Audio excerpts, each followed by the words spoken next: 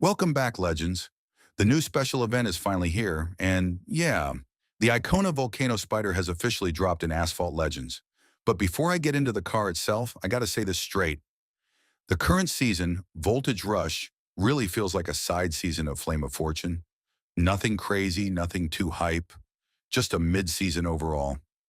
We got a few events, including the Spotlight, but honestly, nothing really stood out. But at the same time, I'm not even mad about it. After such a strong previous season, it's kind of normal to have a calmer one. Now, I already told you guys earlier to prepare for this Icona Vulcano Spyder event.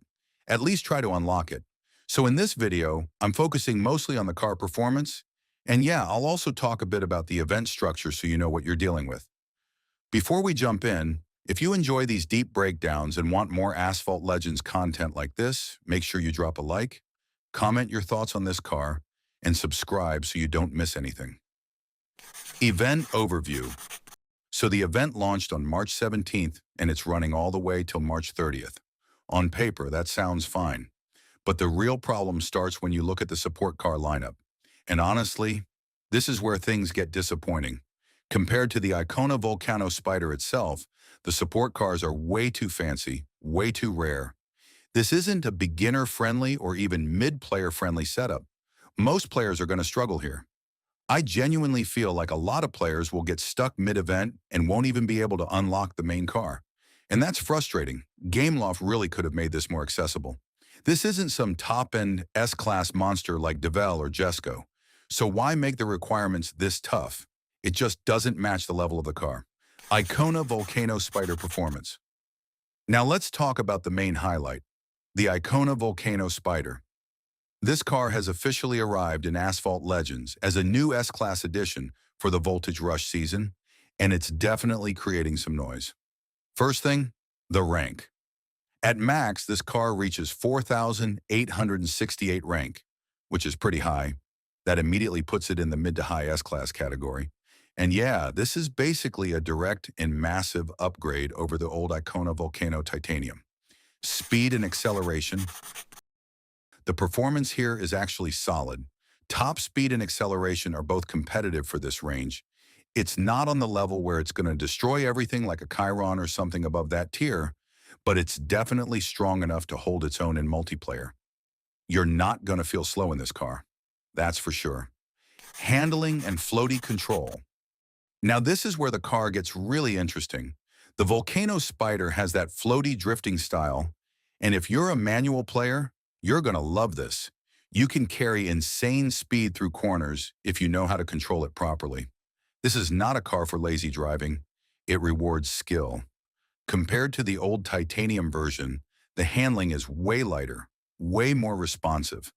The old one used to feel heavy, almost like a beach ball rolling around. This one, completely different feel, much smoother, much more controllable. Nitro performance. Nitro is decent, not bad, not amazing. It's not going to save you in every situation, but it's enough to stay competitive. You just have to manage it properly. Multiplayer value. In multiplayer, this car is actually a strong option. It's not replacing the kings like Devel or Jesco. Let's be clear about that. But in the mid to high S-Class range, this car can definitely perform. It's competitive, it's fun, and it gives skilled players a real advantage, especially on technical tracks. And let's be honest, this car looks insane. The design is clean, aggressive, and just straight up beautiful. Even if you're not chasing meta, this is one of those cars you want in your garage just for the collection. Should you go for it? Now the big question, is it worth it? If you already have something like a Max Chiron, honestly, don't stress too much about this event. But if you're building your S-Class garage, this is a really solid pickup. Go for it if you have enough tokens, you have the required support cars, you enjoy manual driving and technical tracks. Skip it if you're fully F2P with limited resources. You can't invest in support cars or packs. Because yeah, this event is not easy.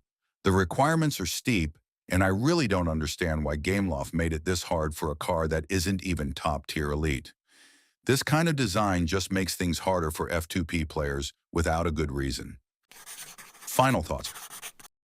So overall, the Icona Vulcano Spyder is a strong mid to high tier S-Class car that clearly stands above starter S-Class cars like Centenario or FXXK, but still sits just below the elite kings of the game. What really makes this car stand out is its improved handling, smoother control, and that floaty drifting capability that gives skilled players a real advantage on technical tracks. It's a huge step up from the old Vulcano Titanium in every way. Better acceleration, better usability, and just a more refined driving experience overall. At the same time, the event itself kind of holds this car back. The support car requirements are unnecessarily tough, making it difficult for many players to even reach the unlock stage. That mismatch between the car's tier and the event difficulty is something that really should have been handled better. So yeah, the car itself, solid, fun, and definitely worth having if you can get it. But the path to getting it, that's where most players are going to struggle. That's it for this one, Legends. Let me know in the comments if you're going for this car or skipping it. Don't forget to subscribe, Legends. See you on the track.